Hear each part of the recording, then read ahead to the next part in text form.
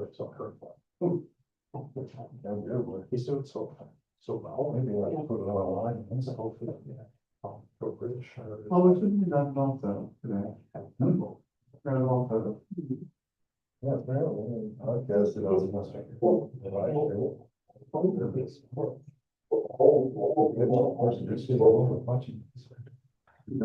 So they say. Well, yeah. That's what they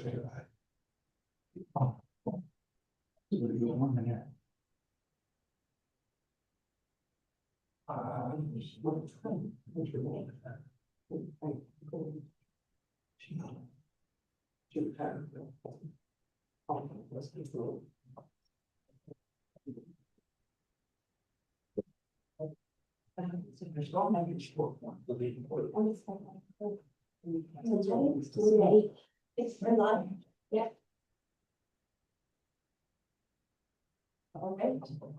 The regular meeting was called to order at 7 p.m.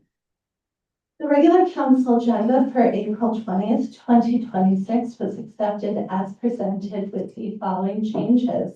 We have an addition of item 5.5, a request from the town of Sylvan Lake to sponsor a resolution at Alberta municipalities. Could I have someone make a motion to accept the addition and the agenda? Councillor Saw, all in favor?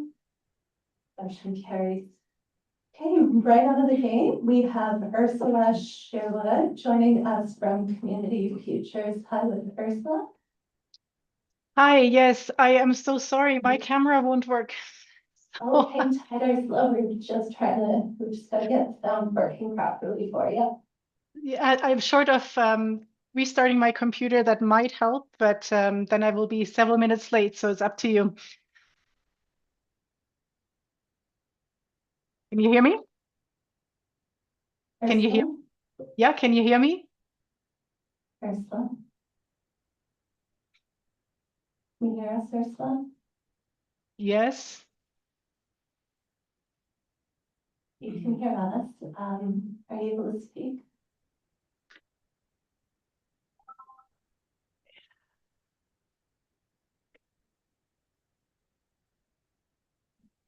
So can you hear me? And Hello? I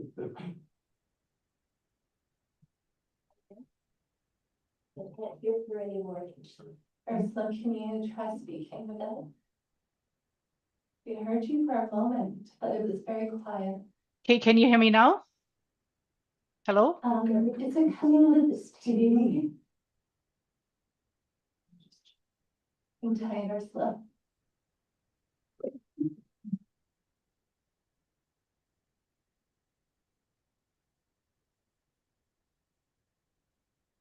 Go ahead, Ursula. Okay, can you hear me now?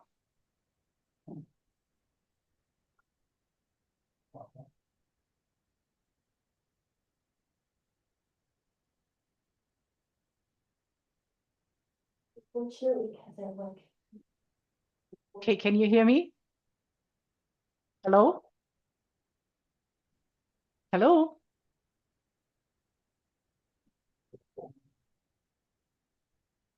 Sorry, Ursula, we're still trying to get you figured out here.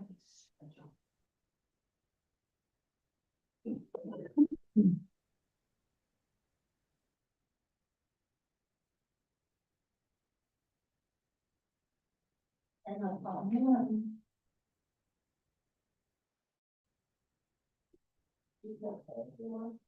lost her. Okay, well, we get Ursula back, but in the meantime, we do have the Royal Canadian Mountain Police RCMP here tonight to talk all things priorities and what's going on with the RCMP in our town. I know there's lots, so thank you for joining us tonight, Sergeant Ryan Singleton and the Staff Sergeant, is it not? Yes. Yes, and then the Assistant Sergeant. Acting sergeant. Okay, thank you. So you do want to use the mic and just push the red button right out. So thank you guys very much again for welcoming us here this evening. So again, my name is Ryan Singleton. I'm one of the district advisory NCOs for the region. And with me tonight, I just want to introduce Holly Mowing. So she's coming to us from Vulcan, and she's been seconded as the acting detachment commander for the foreseeable future here. And the last 3 weeks has been doing an amazing job. And I just want to introduce you to Colleen. And then she's had the opportunity to attend one of the town halls last week, and she assisted with getting a survey going for our community priority plans that I'd like to talk about a little bit. So I'll just let Pauline tell us a little bit about who she is and the results of that survey that the town hall. All right, I'm trying to talk into this mic a little bit better. Thank you for having me here.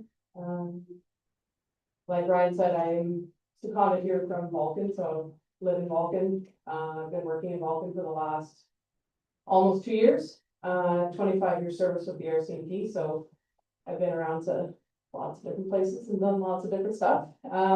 So excited to be working in that, and it's a great little town, and so far we've had a very warm welcome from everyone, so I really appreciate that. I don't know what else I should really say about myself, but I'm not gonna talk about myself. I did a little survey that some people filled out at during the open house there, so I thought I'd share some of the results from that. Basically the goal behind doing that survey is to help us create our community performance plan for moving forward for this current fiscal year, which runs April to April. This helps us kind of fine tune our priorities for the detachment and kind of where to focus. We're still going to try and do our enforcement broadly as like we always do, but just focus in more on the things that the community is prioritizing. So out of total, there's only 11 surveys that were turned in. And of those, from those surveys, the top 3 concerns they were identified with speeding, which makes perfect sense with having the highway running right through town. Drug enforcement and offender management. So basically following up on people that are on either out on court ordered releases or following up on those court ordered dispositions, probation orders, peace bonds, those kind of things. So those will be worked into our community performance plan that I'm going to be drawing up here and trying to help us kind of hone in on those priorities. Some other concerns that were addressed or were brought up, there was a large emphasis on community visibility, including our visibility in schools, which is always a priority for us as best we can, and hoping to improve on that here in the coming months. Oh, there it is. I thought I was reading it wrong here. So another concern that was raised on one of the surveys was, I guess, quality investigations into domestic violence, harassment and stalking complaints, which was an interesting comment for me. So I take that feedback, and we do quality assurance reviews on various things in an attachment every year. And so I'm going to roll that into one of our quality assurance projects to check into that and make sure that we are doing an effective job at investigating those types of complaints, because obviously those are our high priority investigations for us as an organization, but just for personally myself, I take pride in making sure those investigations are properly investigated.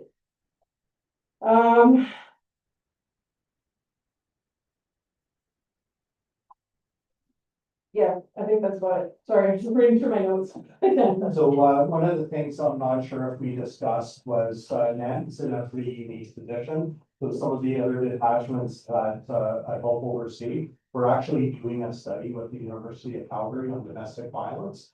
And we're looking at ways to how we can better manage investigations and support victims, but also this study is looking at offender management and how we can better manage offenders to prevent it from the first place. So we're really excited. There's some details that we have to fine tune on releasing of that information because we don't want to identify victims or offenders. but it's a really unique way of trying to better support offender management, to give them better treatment plans, better kind of coping mechanisms so that they're not offending. And I say often it's male offenders perpetrating a lot of this stuff, so it's really being focused on that male offender. So we're really excited to be working on that, and hopefully in a couple of months, we'll be able to say, yes, we have the final approvals and we're moving forward on that. So we're just in the data collection phase right now.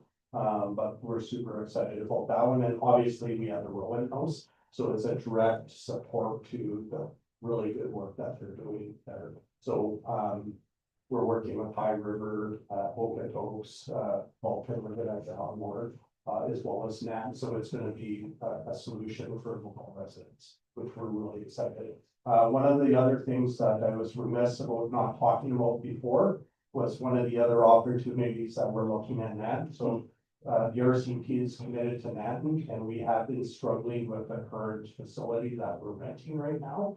And I just wanted to come here to talk to you about some of the things that we're looking forward to with the potential move from our current office location where we have a lease agreement, but the length of that lease agreement is currently unknown, and we may not be in a position to review that.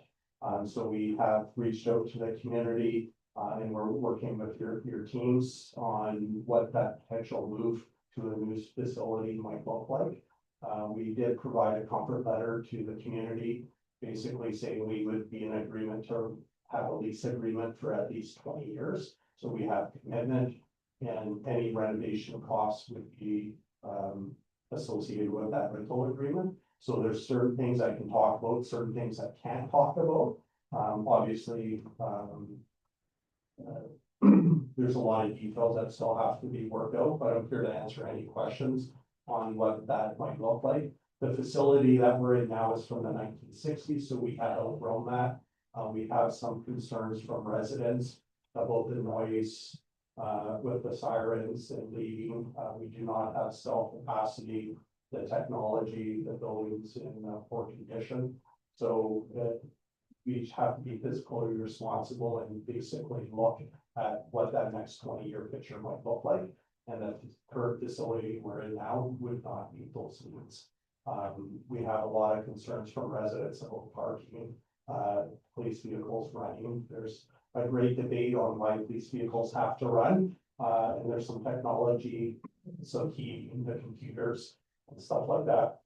We are listening to the community and working with the members to try to keep those vehicles not idling all the time. But I'd be lying to you if I said I have a solution for that.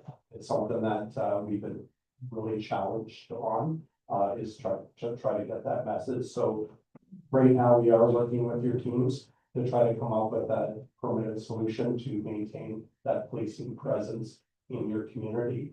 And that starts with having an office that's functional, that has greater access to the highway, that has greater access to the public to come in and do their fingerprints to get their community supports, to host meetings, have victim services working out of those sites. So that's our update now. I'm definitely here to answer any questions that you might have. And if I can't answer it, I'll just tell you I can't answer that question. So thank you very much. Thank you so much. I'll open it up to council. Does anyone have any questions for Ryan or Colleen? Councillor Song. Thank you, Madam. Can you give us an update on the members? Where are we at? New guys coming or committed to come, or where are we at with that? Yeah, so again, that's a very sensitive question because just like anywhere, we have our HR issues and we have supports being issued to people. So what I can say is last week, one of the advertisements went out for a new member. So that is currently in the staffing process right now. We have members identified as having interests. I do not have that, and we are trying to get a second position staffed. And then we have one of the members is scheduled to return July.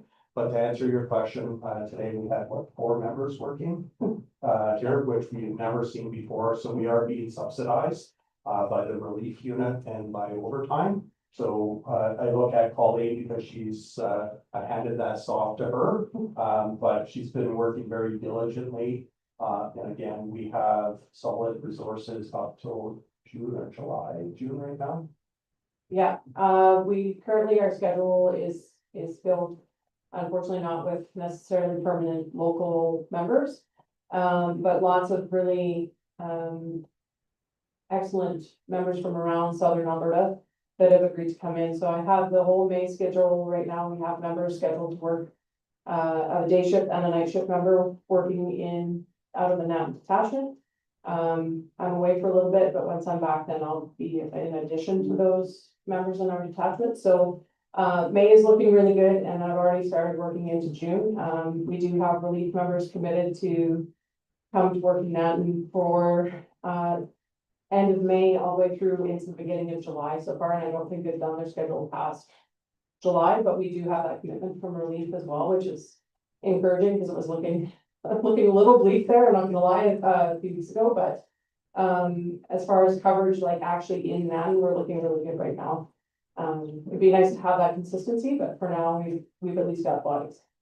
And unfortunately, we're not able to talk about shift coverage for officer safety, and community safety, but I can tell you 110%, you're in much better shape now than you were last year. So we have members in your community every single day on days and evenings, and those members are able to respond. They're not getting called out. There is periods of on call, obviously, but you probably have not been in a better position.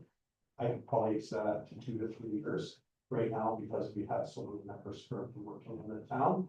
And one of the expectations I have is to go out and meet with people in the community. We just had a wonderful dinner at the golf course, and that is something that I've been harping on them, is get out, walk around the community, especially with this nicer weather, get out, meet the people in the community and present. So that comes by that is visibility. So we're setting a high expectation to the members, and we're hoping to have members say, you know what, this is a wonderful community, maybe I'm interested in transferring here. So I'm on the line all the time with staff to try to advocate and get you members. So thank you. Thank you. Councillor Strong. I don't have a question, I just have more of a comment. I just wanted to say that I'm really happy that you guys are planning on remaining in Nanton and the new facilities and stuff. I spent a year living directly across the street from the front door. And I know just living there for that year, how busy it was. It is in the residential area, with offenders checking in, although I felt like I lived in the safest house in town. It was busy and parking and all of that, so I think that the solution that you guys are coming up with is great. And the other added opportunity is obviously with a rental or a lease agreement, it's generating revenue for the community as well, so.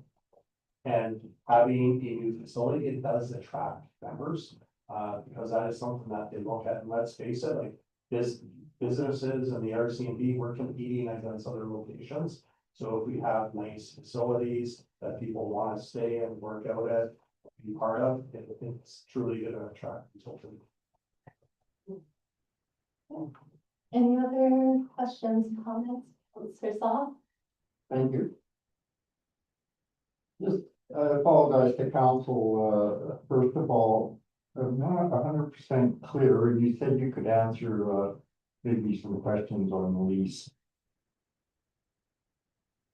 As far as you know, the renovation, the engineering, and the cost of the renovation to get this bill, who's paying it? You, the RCMP, or is it built into, here's the lease plus more than the lease? I'm not clear on that.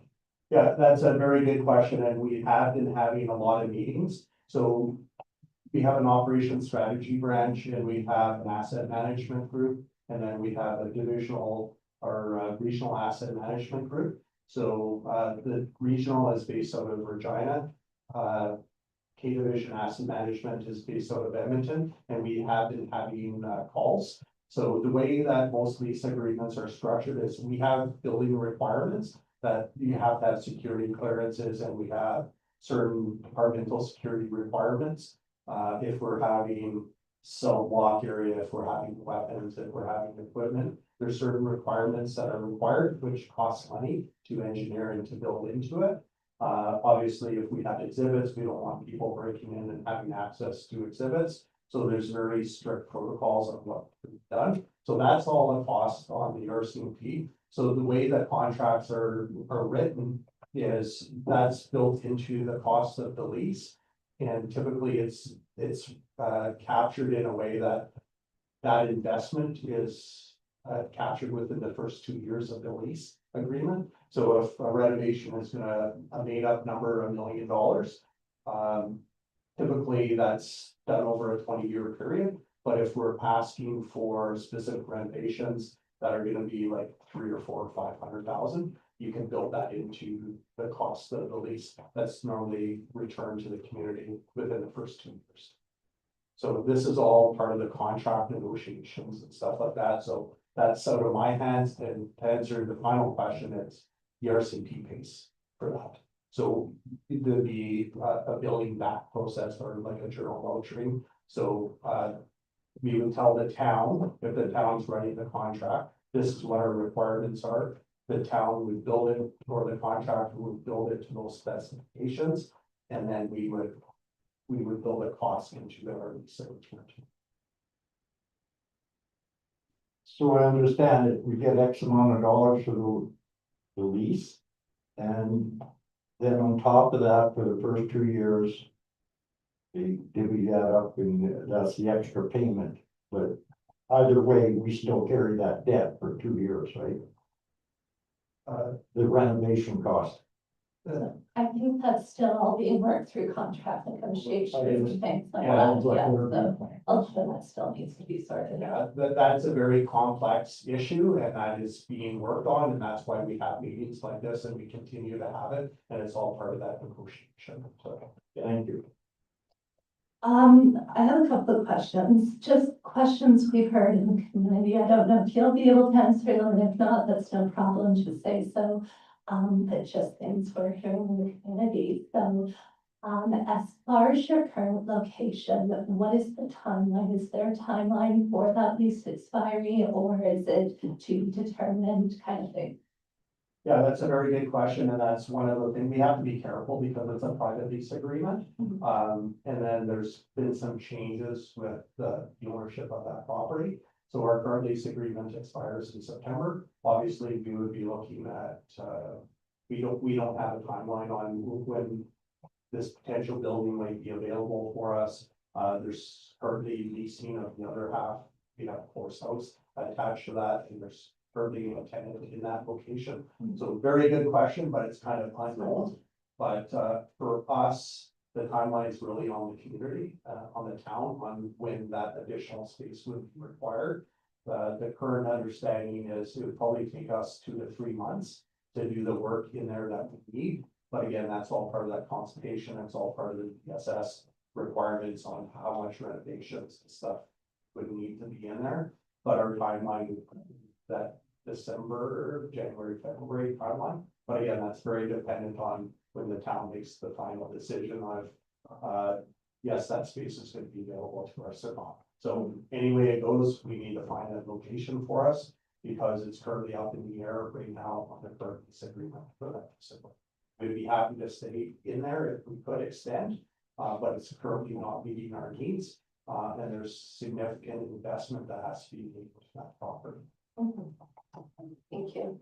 And then another question would be as far as other options for locations. That's one that we certainly have heard a lot in the community.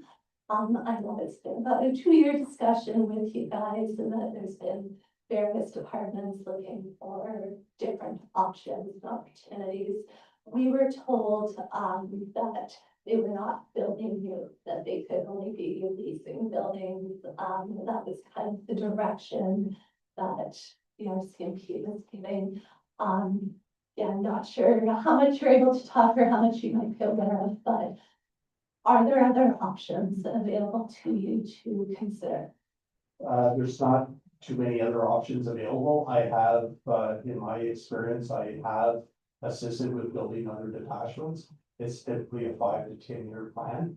There's capital investment and that's all done within the Northwest region. So we're competing against everyone within Saskatchewan, Manitoba, Saskatchewan, Manitoba and Alberta. So there's only a certain amount of money and investments that can be done. So that's our capital costs. So, like Proctor Detachment, as you know, built a new detachment. I think they're upwards of $28 million for that. But close to 10 years to do, 18 months, once it was finally designed and up and running. There's many other communities that we're having this consultative process right now. It's very difficult to find locations. If we can retrofit, it's much easier to do that. Because there's certain amount of parking, there's certain amount of square footage per member, there's a lot of requirements. We wanted to have it in a location that's easily accessible by the public, so the public knows where it is. We want to have that front counter access. So it's very complicated and there's not a lot of empty spaces available. If there are other locations, we're definitely gonna review and look at that. But in my 26 years of doing this, it's very difficult finding locations that meet our requirements. But yeah, to answer your final question, we're always looking and open to ideas, and if it meets our needs, then we'll continue to explore that. We have a very robust team that specializes in it. All I do is say, this is what they want, and then we work with those asset managers and engineers, departmental security to try to make that happen, because departmental security has the final say on, is it close to a railroad, is there infrastructure, is there flooding risk? There's all kinds of mitigating factors that go into a location. And accessibility is a as well. In accessibility, parking, of course. Yeah, as well as for people with disabilities and stuff like that, and can't have stairs. We try to make it a focal point. To have the public know where it is, like the location now is good, but if you ask the general public where the Manhattan detachment is that are on the highway, if they miss that sign, it's going to be very difficult to find that location. So, And Colleen, acting Sergeant Colleen, you had said that some priorities that were identified the other day was speeding, drug enforcement and offender management. Is that something that you guys have already kind of identified as well and reaffirmed those priorities? Or are there other priorities that you've heard that we need to focus on as well? That's a great question. I lined up some, with my survey that I sent out a bunch of options of different areas that either I heard were important or from our previous years of different community program or community performance plans. So the options that I had set out for people to choose from to prioritize, like top 3, I put down patrols around town, increased patrols in rural areas, traffic safety enforcement for speeding, etc. Impaired driving enforcement, regular school visits, the offender management, community communications, and then also the increased drug enforcement. And so out of those, the top 3 identified in the 11 surveys were the sorry, mumbling my words here, the speeding, drug enforcement, and the offender management. That doesn't mean we're going to ignore those other priorities. We're still going to look at those other things because they're things that have been priorities in the past, and maybe we were just excelling at them, or maybe these other ones were more important. But we're always open to, I had left a little box at the bottom to like add comments or other ideas or priorities that maybe I hadn't listed. And that's where that domestic violence piece came into, but the rest was all pretty consistently meeting those things that were already listed. So, I mean, we're always aiming to focus on what the community needs, and it's a fluid thing, right? So as the year goes on, we kind of collect statistics and kind of track progress and, my goal is to hopefully, get a community, RCP Facebook page up, so there's a little bit more communication from the mountain, from our detachment to the community and around. And looking at doing like some other communities have done, like the coffee with cop kind of thing, which would be an opportunity for people to kind of give feedback to us, maybe via me or maybe whoever, other things that they want us to focus on, so. So one of the things I would recommend council adopt would be three priorities. One would be road safety. And then we can incorporate the Alberta traffic safety calendar. We can incorporate speeding into that enforcement education. We can do impaired driving. There's a number of categories. So if we make it broad and say road safety, that could also include like bike safety, like rodeos for youth going into the schools. So that road safety, enhanced road safety. The second one would be the community engagement. So with community engagement, that could be visibility, that could be school visits, that could be patrols and walks. And the third priority would be crime reduction. And with that crime reduction, you could do offender management. And you could basically look at emerging trends like wire theft, which is your traveling criminals. And that captures everything. It's super easy to log it, and then you would write your reports or what your priorities are for that time, so it's super easy to track. So those would be my three recommendations. We would ask council to adopt or give your feedback on those three categories. So I mentioned that'll be in the future agenda. Yeah, unless you wanted to do a resolution for that today. Certainly could do something like that. Okay, so before we do a resolution, Councillor Strong, Shields and McMaster's and I attended Alberta Municipalities Conference, and there was a really great presentation by, and I have this right, Deputy Chief Drew, who we have well done here, and a couple other policing, like municipal police services. And one of the things that stood out for me was they had talked about the bulk of their calls, 80% of their calls are mental health primarily. And the need for, lobbying for additional resources for mental health and giving more supports to police and CMP for mental health. And only 20% are criminal in nature. That really stood out for me. To really recognize what you guys are dealing with. So hearing the domestic violence, because it's not necessarily, there could be a lot of mental health going on that's causing that situation. So I'm thrilled to hear about that study that's happening and more awareness being brought to it. I know Rowan House has been a really great municipal partner, and so I'm looking forward to seeing what that study comes out. Yeah, at 4:30, I had my last update meeting with a researcher from the University of Calgary. And I truly think it's going to be a game changer, and it's going to help how we address and how we talk to people. So when we're investigating a file, we're very focused on investigative steps, and we're not necessarily making it a personal, because it takes a lot to step back and say, okay, why is this happening? Is this a social? Is it economic? Is it a substance abuse? Is it mental health? So if we're not answering those questions or really supporting that offender, which is a challenge to us, because our ideas typically have been, we go, we investigate, we arrest, and we put through the justice system.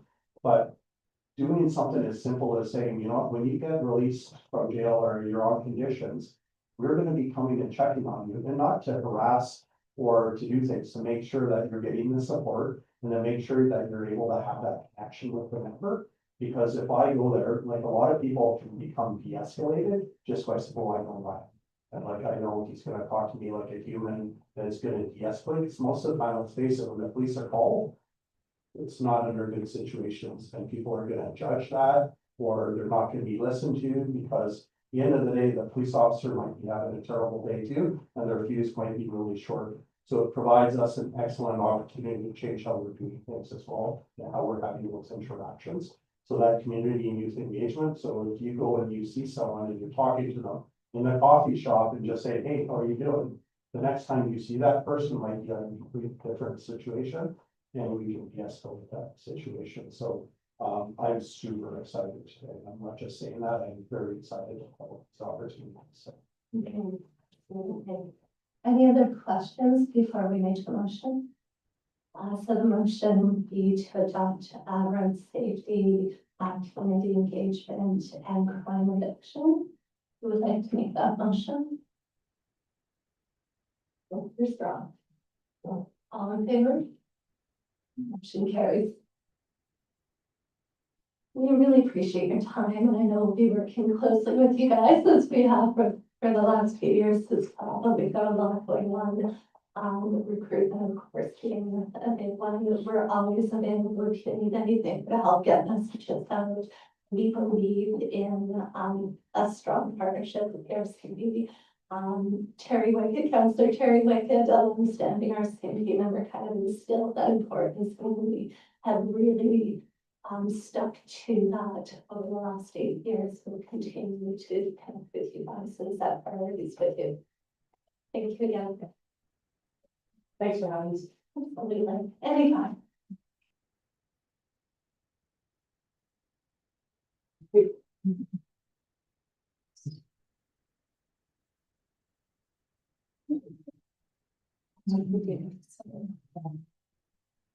Wonderful. Okay, so we'll have community futures that come back another night when internet and technology wants to work with us. Okay, so go right into reports. I'll start with our CEO's report. Tara.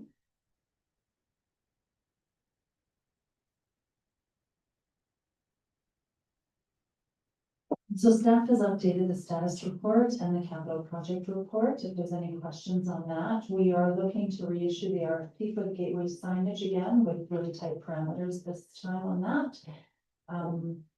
We are also continuing to work with the ASP reports. And you see the compliance enforcement policy discussion and the heritage project on the agenda tonight as well. Does anyone have any questions regarding the status report? Not seeing any. Capital plan status. So capital plan status, a couple of things to note from the last time when we had the discussion. So 20th Street, they are also working on 28th Avenue. I know Councillors Knott, we discussed that. 20th Street, and then there were some on 28th Street because the tenders came in with the price, they were able to complete the project and finish it. Those were always planned for. And then we did talk a little bit about the wastewater pump. Bill updated this, and I know you were very excited, Mayor Hanley, at the last one. We're still working on it, so it isn't complete, but we are working on it. When we have further updates, we'll have Bill come in and explain the process. He's doing a lot of good work there. We are making progress, and yeah, we'll have him come and do a full update. All right, any questions, Councillor Song?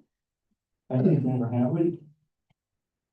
Is anything showed up in, with the American company that's monitoring manholes? So it is monitoring, it is live. We've been able to, Bill and I have been able to log on and check live. We have not seen a huge infiltration in a certain area. So it hasn't, shown a specific area and in where it is, going.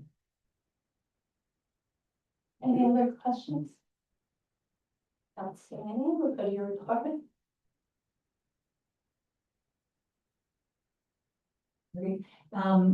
So I continue to meet with community groups, businesses, facility operators. We're making those connections.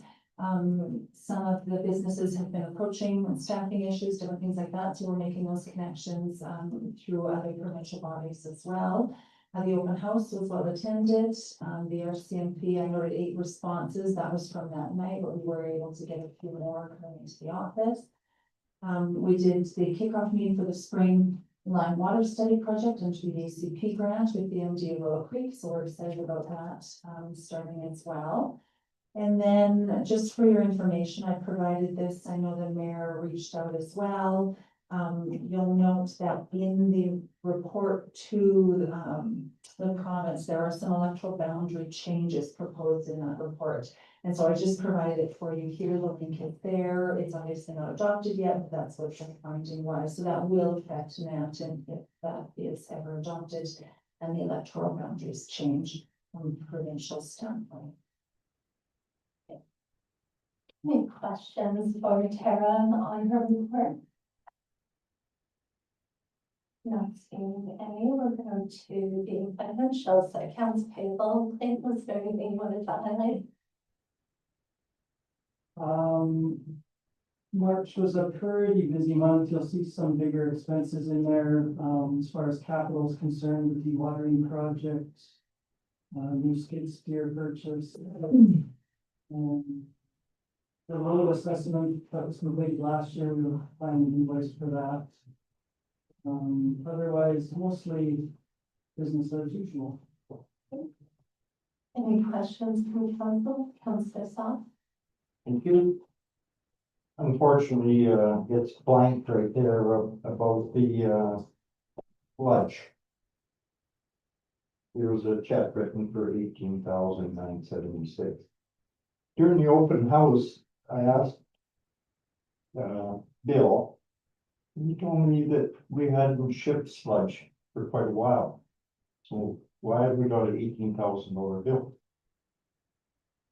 So yeah, we have in the set, we haven't shipped sludge as we did before, but you'll see there, that's money that went to the Foothills Regional Services Commission.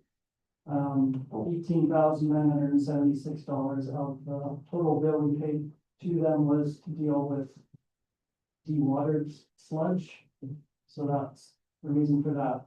Whereas previously we were paying a contractor every 3 weeks. This was just monthly, and you'll see it here as well. The centrifuge rental for, I can't remember where it is, for $39,000. That's now done, so we don't have to pay that anymore either. But yeah, we had still been paying for the dispose of dewatered sludge. Any other questions? Not seeing any, we'll go to your report next, please. Okay, kind of similar to the last couple, audit is now finally complete. We submitted everything to the province. The budget's now complete. In Parks and Recreation, we had a vacancy that we filled. New laborer started today. Our tax arrears listing that's completed at the end of each March has been done. There were 3 properties placed on tax notification, so that's less than usual, so that's a good thing. We've set up some new high interest savings accounts. And then last week I met with the contractor for a site walkthrough at the community center. This was a 2025 capital project that's been delayed. The energy efficiency upgrades we're gonna get done, install insulated concrete panels, so other than May, that'll probably take about a week. That's what it. Any questions for Clayton? Not seeing any, operations, is there anything you wanted to highlight for them? Nothing specific to highlight, like I said, we will have Bill in, to give you guys an update on a little further along the process. Any questions? Not seeing any, recreation, anything you want to know about it? And so you've probably seen the shed behind the building, so that was delivered and they're working on fencing now. And it looks like they had a great year as well, so from a rec perspective, you're feeling up. Any questions? Not seeing any, planning, Georgina. Yeah, there isn't too much to highlight for this month. We saw some uptick in commercial development permit approvals. What was formerly the Main Street Cafe or 2122 20th Street. Got 3 approvals to do some renovations, and your business will be going in there soon, and a lower level dwelling unit, and then an accessory building for that dwelling unit back. So there should be some construction going on downtown, and hoping other industrial and commercial approvals will follow. Any questions for Georgina? No, any? Fire chief? So yeah, so you will note on there that John is back in place as the fire chief for the town, so we're happy to have him back, and we were well looked after. The deputy chief in his time off as well, so I'm thankful to have them both there in full capacity. Any questions? Not seeing any, peace officer. Nothing specific to report. If anybody has any questions, you can let me know. We are working with Carlos now with spring. Snow has kind of hindered a little bit of our start on unsightly, but we are starting to roll out unsightly with spring to try to get ahead of all the grass and weeds and clean up some of the properties. Emergency management.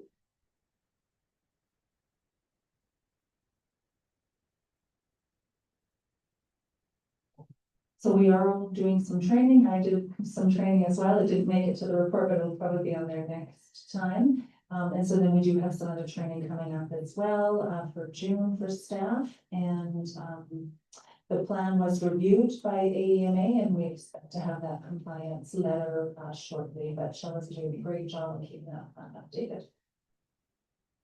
Yeah, and congrats to Megan. I remember being in the office in February and she's like, I want to take it all. Like, can I take the 300? So to see her that she's like ahead of the pack. That's great to see. Any questions? Not seeing any. And then I suppose our strategic plan quarterly report, which we will be doing our strategic plan. Council here on Wednesdays, so I will hold new time coming out here for the public, and I'm really looking forward to that. We'll go to councillor reports. We'll start with Councillor McMaster's. Okay, so we did a few things, well, I've done a few things, excuse me, this month. Was in Edmonton at the 80 Metis conference. Like Mayor Hanley said, the policing part of that, the presentation, I guess, was very, very interesting with all the different police up there and how they were speaking, how they use their body cams, and how AI and drones, how they're using those now for safety and all that kind of stuff. I also attended the open house. I expected there to be a lot more people, but the ones that were there were good, so. And then just this past week, I met with the Children's Society, chatting with them a little bit in regards to some of the projects that they want to do. I forwarded some information off to Tara, and they want to try and get together and talk about some of these big projects and looking into getting going with some casino status and doing some projects, and yeah, just keeping going and getting more things around town for everybody. And that's been my life. Councillor McMaster. Go to Councillor Shields. Relatively busy month, all my regular council meetings, I was also up in Edmonton for the Alberta Munis, and we took the EOPP, which was a strategic planning part of the course while we were up there. Quite enjoyed conferences, very informative, very different, listening to what a lot of the ministers have to say and how they see things for us. So a little bit of positive out of that. Hopefully it will continue, and lots of new changes by the sounds of it with RCMP and the way that we can start with the training and trying to condense that training program for us so we can get more applicants out there and on the ground quicker than the year that it takes them now at this point. We've got, we also, while at conference, got to meet with, Minister Jones and speak a little bit about health clinics, so that was encouraging as well. And then the, open house that we had at the RCP. Kind of same as getting the masters, I was expecting quite a bit more people to turn up for that. So I thought that was a little disappointing. That's all this week. Thank you, Councillor Shields. Councillor Sterling. And go. So mine's probably gonna sound a lot like, Councillor McMaster's and Councillor Shields. I also attended the Alberta Unis, conference up in Edmonton. And same deal, there were just so many good sessions. The breakout sessions were extremely informative. The meeting with Minister Jones was really interesting. It was great to actually go to the ledge for the first time, so that was pretty cool. All of the RCMP reporting, everything else. Here, we had the Alberta Southwest meeting here on April 1st. And we had great attendance. We had probably the largest group that I've seen since I've been on that committee. So it was really nice to see that many people coming to Nanton for our meeting.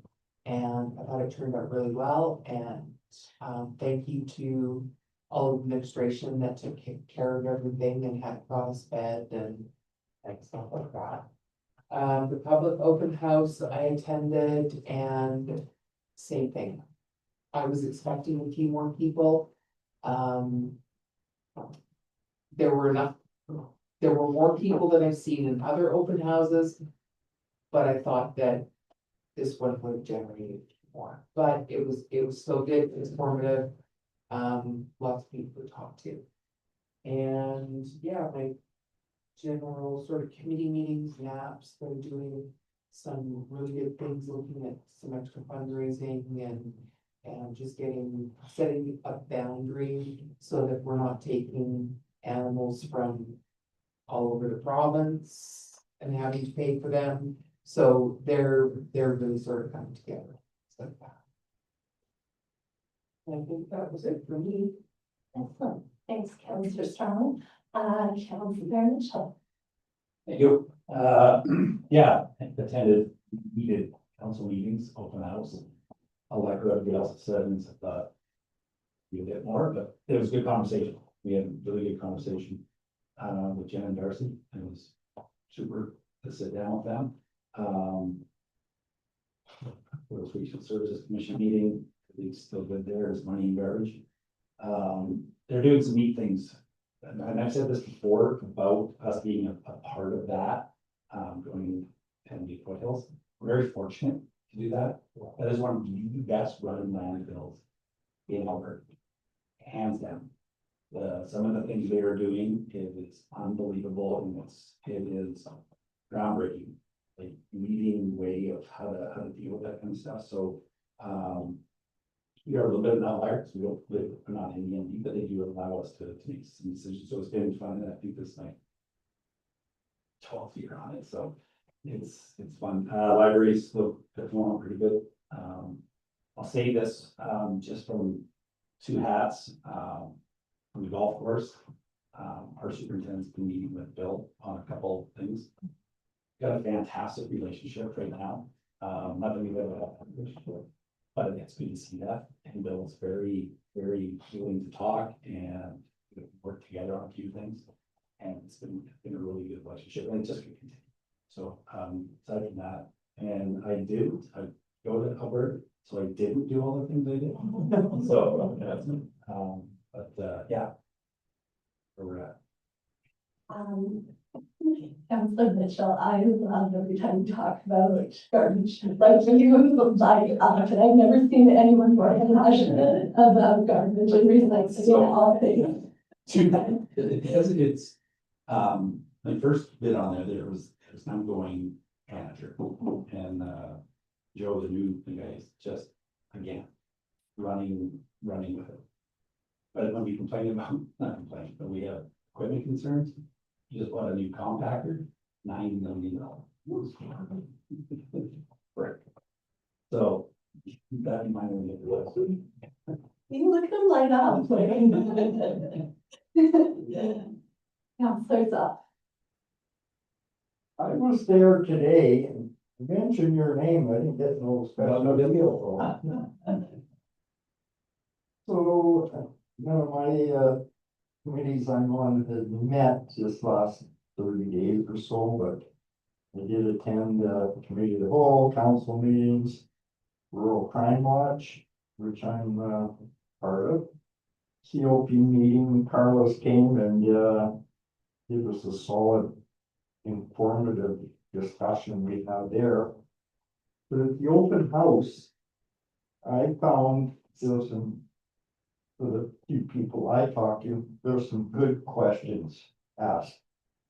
Yes, there wasn't a lot of people, but the people did ask the questions, I didn't find they were stupid questions or nothing like that. They were, I would call them educated questions. So I was kind of impressed by that, they didn't come with just a negative viewpoint of what council administration, what we're doing in town. And the comment I heard from two different people, they felt there was miscommunications on a couple of the issues between whether it's administration, council, and the public. That's how they saw it. And, you know, I don't know if it's a case of where are they getting their information, because you certainly put it out there, but that is the comment I heard. Other than that, all is good. Well, I must have had enough information show up at the open house, so the open house, I was, you know, I always appreciate these open houses, and I hope we can do them in the spring and the fall. I think this format works really well. It allows for those one-on-one conversations. I saw people sitting at tables with the council, with our CAO, members of staff, and really just being able to, you know, bring their thoughts, ideas, and concerns forward. Both on council front and an operational front. So I know our staff stayed late that night, and I do appreciate their time, and I hope it's worthwhile for them as well. And I think the more we do it, and if we have consistency in it, we'll get up to we'll get more turnout, and that these are always valuable opportunities for us and for council, for the community. So with that, I attended my first Alberta Municipalities Finance and Economy Committee in Edmonton. I went to Edmonton 3 times in the last 5 weeks, including a major snowstorm last week, which I regretted all my choices that day. But one of the main things we're working on is this property taxes reimagined. So we've got about 20 members of council and different CAOs at the table from varying sizes of municipalities across the province. And it was fascinating to hear the perspectives from different municipalities. You know, we're all struggling, and we all recognize, you know, it's not necessarily, you know, an expense problem. It's a revenue problem, and it's at all levels of government, right? The costs just keep going up. We can't not budget for inflation. We have to reimagine what property taxes do, and focusing on the value of property taxes, but also recognizing, of course, the impact it's having on everyone in our province, right? It's another tax, it's another bill that we all have to deal with, but especially now this year with the cost of education skyrocketing to all municipalities of all sizes, from 500-person hamlets and summer villages to the big cities. So I really appreciate the work that we're doing in that committee. We went to the spring caucus again. The highlight being the RCMP and policing discussion. And their focus, of course, on recruitment and the struggles with recruitment and really looking at, what was it, Deputy Giroux said, the reality is most people applying are white men, and that's okay. And, we need to just get these spots filled and, but also teach them more about community policing first, and that's where that 80% number came. Can you connect at a community level in order to serve your community better? Do you already have a relationship with people so that when incidents happen, it's not this big scary experience, and maybe it could be worked through in other ways rather than enforcement? It was just fascinating. It was like 2 hours and we're all just like, the room was silent. We just, because that really 2 hours, it was fascinating. We met with Minister Jones. I wouldn't say it was awesome. I'll just be frank. And so Minister Jones had asked for a meeting, had said that he was the minister responsible for our clinic. We got there, it certainly was clear right from the beginning that we are not under his ministry, that we are actually under Mr. Lestrange's ministry. And, but don't worry, they work really close together and they're familiar with the clinic. So it was a meeting. And the weight of meeting will be in the follow-up letter, which you might see in the correspondence. We really wanted to capture what our options are for that clinic and make sure that all of the ministers that we've had conversations with over the last 2 years are aware of our struggles and our ping-ponging between different ministries, and that we just need an answer. And sometimes no is an answer, but we haven't even heard that. So we're going to continue to pursue until we have an answer one way or the other. But I'm really pleased with the letter that we submitted, and hopefully that starts new conversations. And having spoken with Councillor Hettenberger from the Mpiagua Creek and Councillor Harry Streeter with Frenchlands, we briefed them, and they're ready to do something as well. So we're going to elevate those conversations and hopefully Alberta Southwest, yes, Councillor Strong, friend of Full House, and we had amazing Chinese food from Raymond's. It was great that our new chamber president, Melissa Rook, joined us. So it was her first time coming out and kind of getting the lay of the land outside of chamber. And she's, of course, an accountant, so her head is down in the books right now, but she's keen after tax season to really hit the ground running and build on more relationships and more memberships and broadening membership with chamber in particular, making sure that there's various different businesses that are represented, from industrial to home businesses to, of course, retail. So yeah, that's great. I also went to the ASHA conference, which is the Seniors and Affordable Housing Conference. That was last week in Edmonton as well.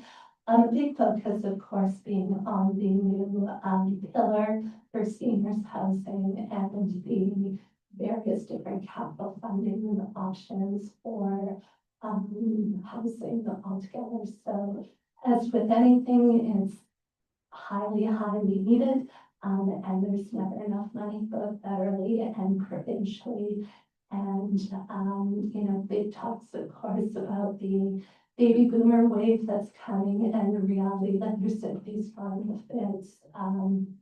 And so there's going to be more of a focus on aging in place and modifying homes and home care and different funding models for that, and tax incentives as well for people that are caring for their parents still aging in their homes. And so, yeah, it's a good conference to go to. It's an important one, but again, never enough resources, right? So Also with the open house, I wanted to thank the RCMP and the school trustee, Brad Chin, for attending. I know they're making a real effort to have more of a presence in the community, and I know there was some meaningful conversations had with him. And the Mosquito Creek Foundation, the big thing that we're working on right now is we've hired some consultants to look at modifying some of the rooms that are just too small into modern sizes that can allow for couples. And so we've got consultants that are doing kind of a viability study and working with architects on what that can look like. And then, of course, I know a couple of residents for coffee, which is always great when we're asked to meet with people one-on-one and kind of hear their ideas and kind of give them direction of who they need to talk to in order to figure things out. So it was a busy month all in all, and that is all I have to report. Thank you, council. That was busy for you guys as well. So with that, I'll need a motion to move all the written reports as recorded on the agenda for April 20th, 2026 be received for information and be filed. Who would like to make that motion? Councillor Shields, all in favor? Motion carries. The councillors all having read the minutes, there be no errors, omissions, or corrections. The minutes of special meeting of the town of Danville, March 30th, 2026 were accepted as distributed. Who would like to make that motion? Councillor Masters, all in favor? Motion carries. The councillors all having read the minutes, there being no errors, omissions, or corrections. Minutes of committee of the whole meeting of the town of Danville, March 30th, 2026 were accepted as distributed. Who would like to make that motion? Councillor Mitchell, Councillor Sung. I realize it's just a typing error, but on the minutes of the 6th, you have Roger Miller present, then you have him absent. Seem not be struck out of the present on the 6th.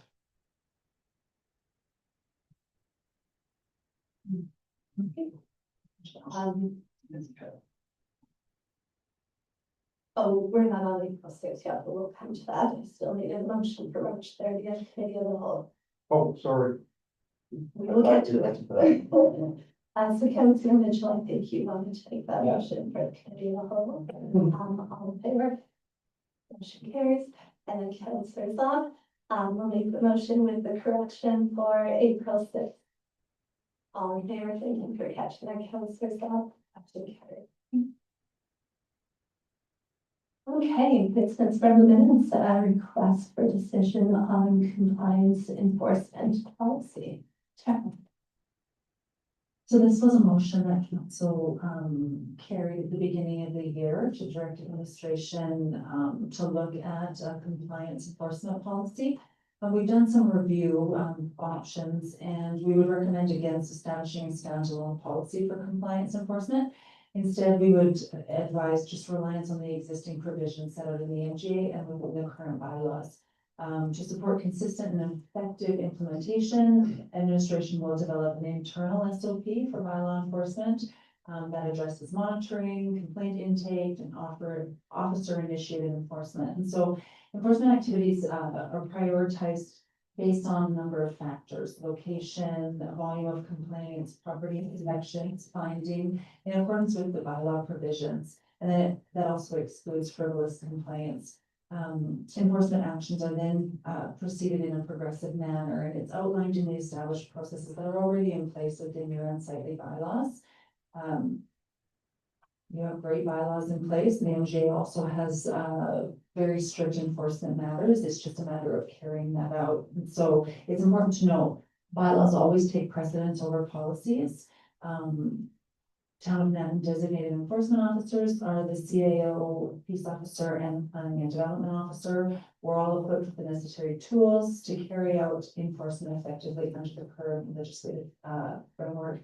And so, like I noted in Carlos's report, we do have that as a priority moving forward in the spring, is looking at those unsightly properties, looking at some of that compliance within the community. And so I do have some options here. Like I said, we've created that internal SOP to start utilizing the tools already in place. Does anyone have any questions regarding this? We're okay with the internal SOP and the majority of the policy. Thank you, Montana. Moving on, we'll go to the cause for discussion on the heritage management policy. Yes, staff has been busy drafting the bylaw and the whole application package that's in council's package here. I will turn it over to Georgina if she'd like to explain this process. Thank you. The package, has a few elements to it, but it all serves one purpose, and that's to get to municipal historic designation. As we learned through the Heritage Inventory Project for assigning those 13 buildings statements of significance, one of the common questions was, okay, so now what, how do we get to this designation? What does that mean for each individual owner? So this information that we've provided to you gives that framework. So the heritage policy is the basis. It goes through some of the terminology, which can be confusing to a lot of folks. His policy direction, statements of significance will have to be done before an owner applies to be a designated historic resource. We will also have information and resources to guide them if they want to do changes. We've also added in what kind of conservation framework we can work with them on, as well as giving some direct language around demolition. And we want to, I mean, one of the goals will be to incorporate this through the planning and development process when it's necessary. And so we've also got some language in there about that as well. So the bylaw, the first couple of schedules are just informational. There's a application for owners to submit, and then we can start the review process. There's a waiver of compensation form, which is specific to the Historical Resources Act. And so that is one of the elements of the application process as well. And then once we get to the point where we can do a notice of intention, that is something that council will be brought in to pass a motion. And if that motion gets passed, then we've got a 60-day waiting period, at which time we can bring forward a designation bylaw. So it's a very standard 7-step process that will be very similar for each of those 15 property owners if they choose to apply. Again, this is always in conjunction with the owner. It's never done in spite of or without. It's always in conjunction with the owner. So that is essentially it for the reason why I'm bringing this tonight. That what's up on the screen right now is something that we will place in the package that will go to those 15 property owners to give them just a really quick overview of what the process looks like. I've been looking forward to seeing this, and I know a couple of the property owners who came to kind of get involved in as well. So, does anyone have any questions regarding this? Okay, there's a Thank you. I was just on the Heritage Management Waiver of Compensation. This is a must-sign document for anybody applying for anything to do with this, right? Yes, we are going to include it in the package materials that will go up to the owners, correct? It's just something that can't slip through the cracks, otherwise we're on the hook for all sorts of stuff. They can't sell a building.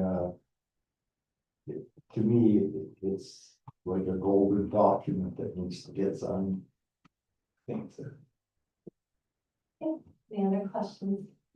All right, we have two motions coming out of this. We'll move that council adopt the heritage conservation and management policy as presented. If you would like to make that motion. Councillor Shields, all in favor? Motion carries.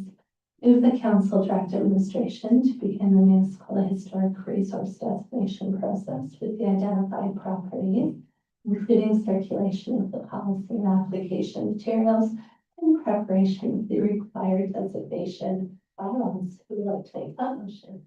Councillor Strong, all in favor? Motion carries. Okay, request for decision on the 2026 operating budget amendment. All right, we have a slight amendment for you guys. At the last meeting, we did, of course, pass the budget. Within that, we had the police funding requirement number of 177,200. So that was based on the preliminary estimate we received from the province earlier this year. And our understanding was that that number, the 2026/2027 estimate, was the amount that we would pay in 2026. On April 2nd, we received the official police funding chargeback, which is the 2025/2026 number. And it came in at 141,520, so quite a bit lower. So that means the total that we need to collect will go from 2.4 million down to 3.388. And so that means residential and non-residential ratepayers will pay on average $124 instead of $147. So apologies for the error, but well, kind of is, but yeah. Okay. How it is? Yeah, how, sorry, if the province gives you a number, you gotta Well, go with that number. They correct the number that you did the right thing. Unless, I'm telling you, they're. well, yeah, sort of. The 2020, like, I got misunderstood with the their calendar year. Okay. And so that new estimate that we received earlier this year was for starting next year. That's okay. Yeah, so that's what we'll pay next year. So that, it doesn't affect what we collect as a municipality in terms of operating the municipality, but what we collect and pay back to the province changes. Thanks, Williams. Any questions? Not seeing any, could I have a motion to approve the 2026 budget amendment, please? Councillor Mitchell, all in favor? Motion carries.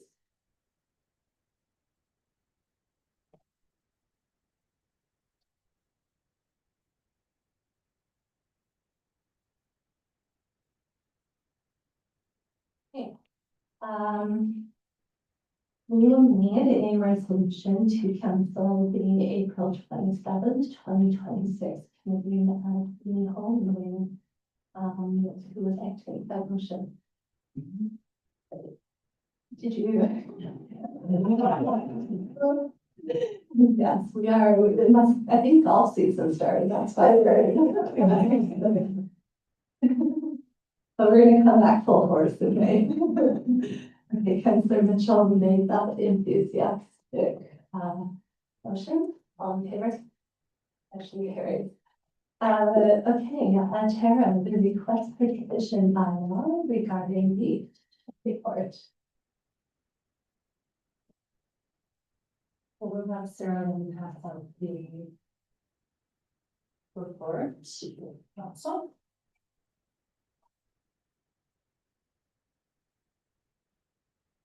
And so as Sarah is passing it out, maybe if you want to talk to us about the process. So we haven't seen the council been fully removed from this process.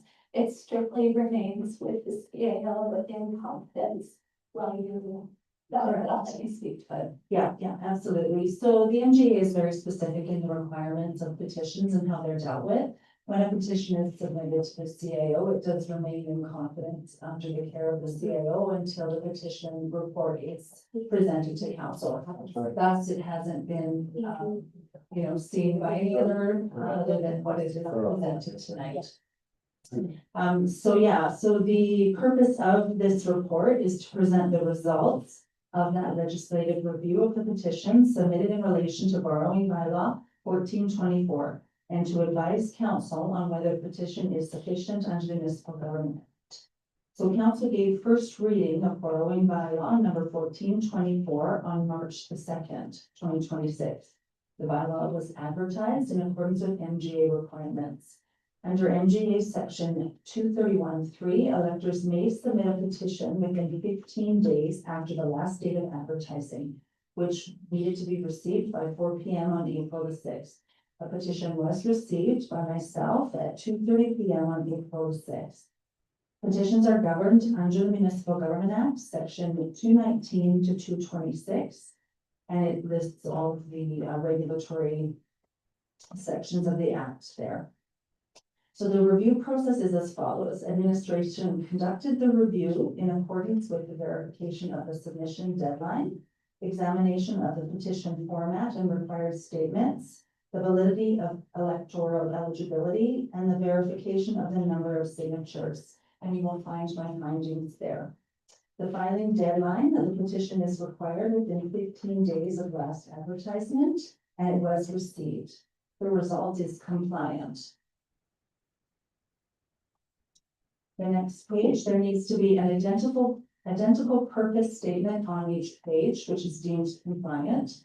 The petition needs to have a representative identified. This was not included in the submitted package. That's the requirement of MGA section 224.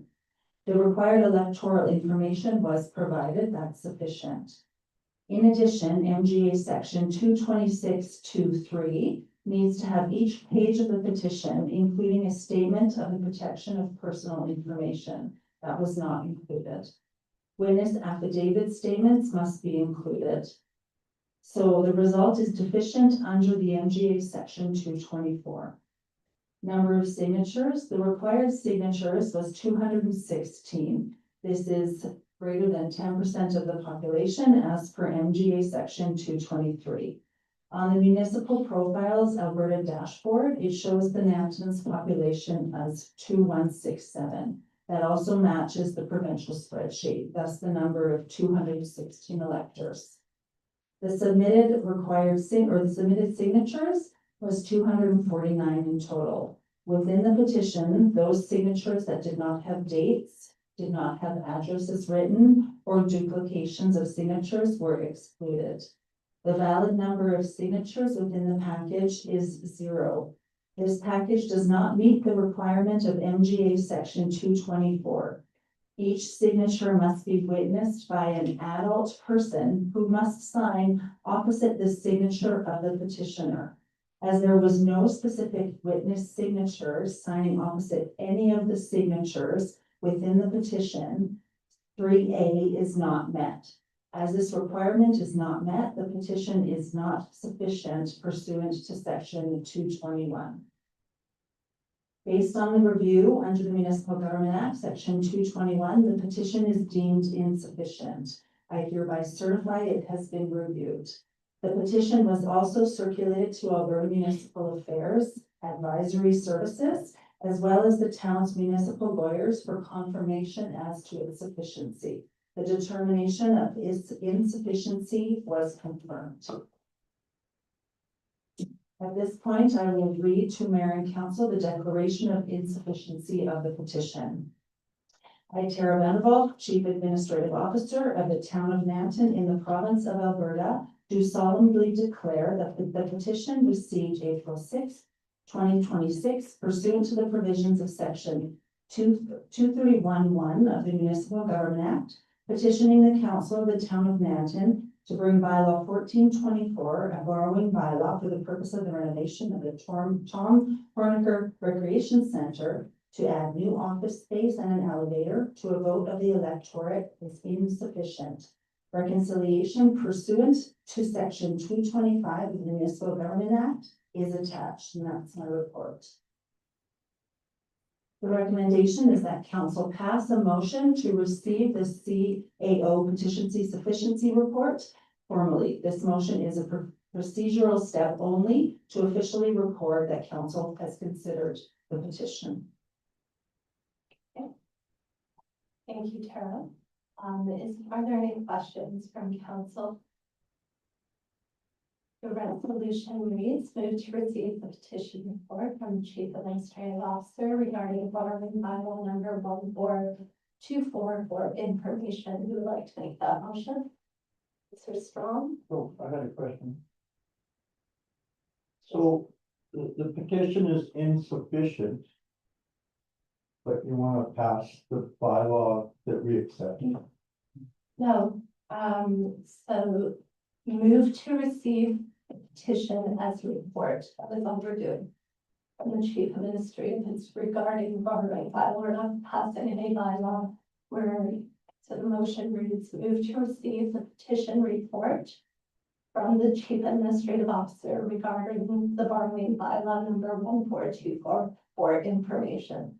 So the petition is in relation to the borrowing bylaw, and we are accepting the petition. Even though it's insufficient, you can accept. It's Just a accepting the report, report. so the I report. realize that. Yes, Okay, so regardless of the outcome of petition, we still have to accept that we've received it. And we've considered it. It's just procedural. you don't have to declare that it's. So I declared it in my report to council, right? That was my declaration. And so you'll see that on the following page. This motion is just a procedural step to officially record that it has been accepted, that the report has been accepted by council.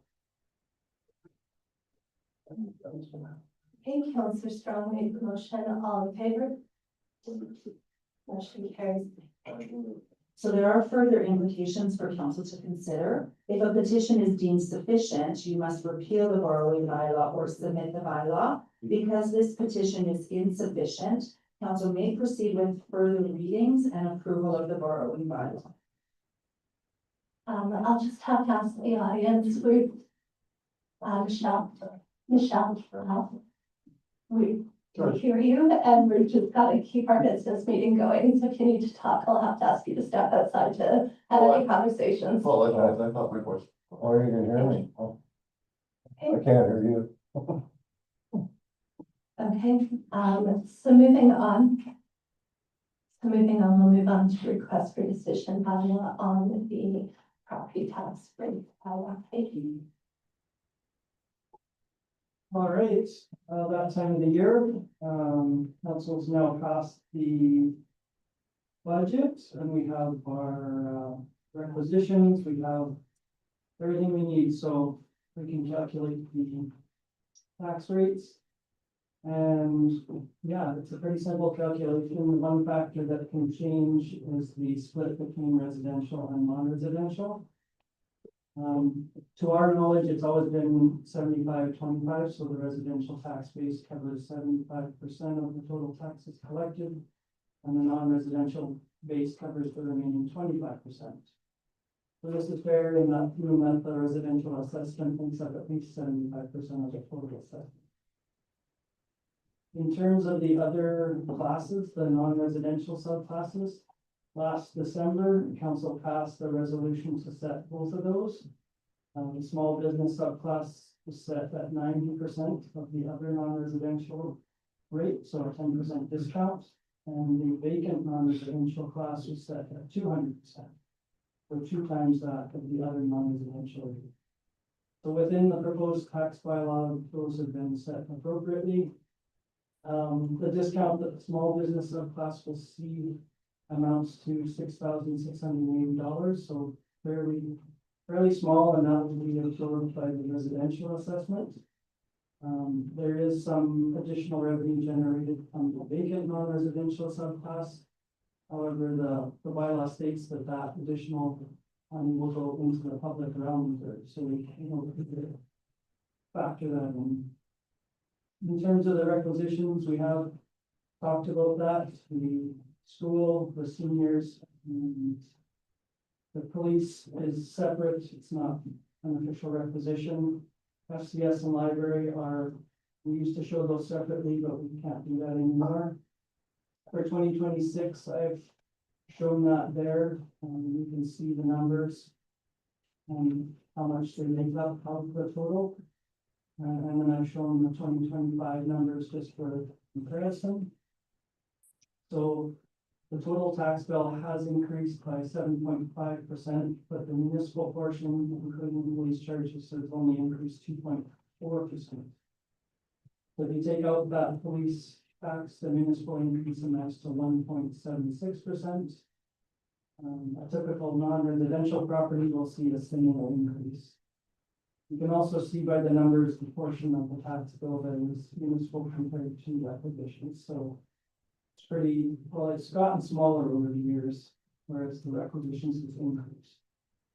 So in terms of the actual tax rates, I've shown them there, residential, non-residential, and vacant non-residential. And then there's the rates for school, seniors, and the total, if you add those all up. An additional page I provided to you guys in paper format tonight has the 2025 rates just for comparison.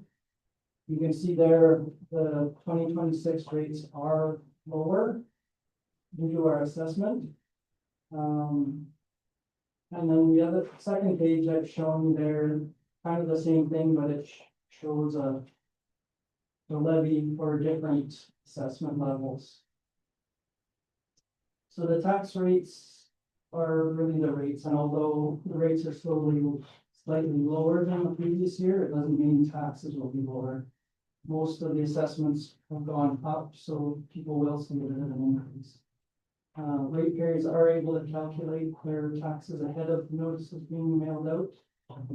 New assessments are on the website, so they can just take those and multiply them by the appropriate number. It is easy to compare the rates to other communities, but it's important to remember that every municipality is very unique and different, and there's many factors that lead to the rates. The total tax that is required for the municipality, based on council direction, is the key, and we've discussed this many times, but that's increasing by 1.97%. Benchmark outlined the assessments previously, showing the breakdown there, which is shown on the tax rate bylaw as well. And you can see the percentage of the levy that each of those makes up. So just to summarize, the proposed tax rate bylaw is attached. Approval is required in order for us to levy 2026 taxes. Once the bylaw is approved, administration can begin preparing the combined tax and assessment notices, and those will be mailed out May 14th. Taxes are due June 30th, which is outlined in the tax penalty bylaw. And then there's penalties for non-payment applicable on July 1st, and again on January 1st of the year following. The tax levy itself cannot be disputed, but ratepayers do have the ability to dispute their individual assessment. Formally, this has to be done within 60 days of the notice being mailed out, but ratepayers are welcome to contact Benchmark and discuss their assessment if they disagree. Does anyone have any questions about the property tax rate bylaw? Not seeing any, we'll do all three readings of that evening then. Move to read town of Benton bylaw 14242526, a bylaw to authorize the 2026 tax rates to be levied for the first time. Who would like to make that motion? Councillor Vasquez, all in favor? Motion carries. Move to read town of Benton bylaw 142526 for a second time. Who would like to make that motion? Councillor Mitchell, all in favor? Motion carries. Unanimous consent to town of Benton bylaw 142526 for a third time is granted by all council present. Who would like to make that motion? Councillor Saw, all in favor? Motion carries unanimously. Move to read township bylaw 14254 for a third and final time. Who would like to make that motion? Councillor Shields. All in favor? Motion carries. Thank you, everyone. Thank you, Clayton, for all of your work on this. I know it's been back and forth several times and, wasn't an easy budget, but, for our day. Okay, we will go on to request for decision bylaw on a line of credit bylaw. Okay, I guess mostly for the new council members, this is an annual, requirement. We have a line of credit with ETV. And part of that agreement states that we have to put a borrowing bylaw in place annually, and the NGA also states that. So we've had this in place for many years. We never had to utilize it in my time here. But it's kind of there in case we need it in between when taxes are received and when this time of year, the bank account starts to get a little low, and so if we need that extra money, it's there. The amount is 250,000 if we need it. Bylaw 1426 is attached for consideration. At the same time, we're recommending the current bylaw 140625 being received. So pretty straightforward stuff, but if you have questions, let me know.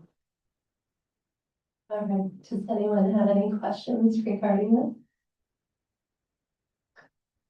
No questions. I'm not seeing any questions. Move to read town of Benton bylaw 1426268 a bylaw to incur indebtedness through a line of credit to a maximum of 250,000 for interim cash flow purposes or a first time. Who would like to make that? Councillor Mitchell, all in favor? Motion carries. Sorry, were we supposed to rescind one as well? That'll be done when we pass this one. So this just overrides the other one. We don't need to formally rescind it. Got it. Okay. Move to read town of Denton bylaw 1426268 for the second time. And who would like to make that? Councillor Strong, all in favor? Motion carries. Unanimous consent to read town of Denton bylaw 1426268 for a third time is granted by all council present. Who would like to make that motion? Councillor McMasters, all in favor? Motion carries unanimously. Move to read town of Denton bylaw 1426268 for a third and final time. Who would like to make that motion? Councillor Stoff, all in favor? Motion carries. All right, this is our addition to the agenda. We were reached out by AB News, Jenny Jones of Pine River, and Megan Hanson out of the mayor of Southern Lake to see if we would be open to sponsoring and being a seconder for a resolution at Alberta municipalities. I know Sarah Lynn emailed it to everyone this morning.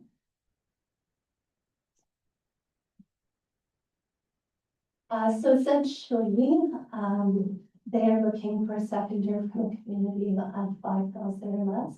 And the nuts and bolts of it is the proposed resolution requests that Alberta municipalities advocate to the government of Alberta to reinstate routine public reporting on FSCD waitlists and wait times. And so this is for children with disabilities and their families and the supports that are needed. And what the mayor of Southern Lake displaying, he said essentially there are currently around 18,500 Albertans on the wait list. 4 years ago, it took about 3 months to start receiving these services. Today, it takes more than 3 years. Personally, I'm almost resigned as mayor, and she's been working with this initiative for quite a while, and without FSCD support, many kids are falling through the cracks. and the 3 years that it takes to wait for these supports. By that time, especially autistic children, to perform.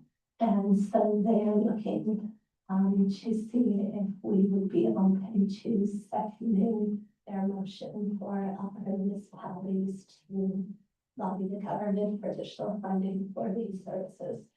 Does anyone have any questions? Would anyone like to make the motion with the council sponsor the Alberta Municipalities Resolution titled FSCD Transparency and Timely Access and Authorizes mission to Alberta municipalities for consideration at the upcoming convention? Mr. Shields, thank you. Councillor Shields? Councillor Shields, all in favor? Motion carries unanimously. Thanks, Councillor Shields. Correspondence item 6.21, the Alberta Public Safety and Emergency Services reply to Mayor Handley regarding police funding, models, and the impacts it has on our property taxpayers, Alberta municipal affairs, Bill 28, and our letter to Minister Greenidge, who is our minister for the American Healthcare Facility Project, a path forward, as well as the briefing that we provided to Mr. Jones. We wanted to make sure everyone had in their hands. It was moved at 8:40 to hold closed confidential session pursuant to section 197 of the Municipal Government Act, RSA 2000, Chapter M26, and the Access to Information Act, ATIA, as well as items set on pipeline community organization, property tax exemption, regulation, copter, ATIA section 30, disclosure harmful to economic and other interests of a public body, and item 7.2, municipal infrastructure, ATIA section 26, disclosure harmful to intergovernmental relations, and section 29, advice from officials. Who wants to make a motion with them closed? Councillor McMaster's, all in favor? Next, thanks, we did a quick 2-minute break.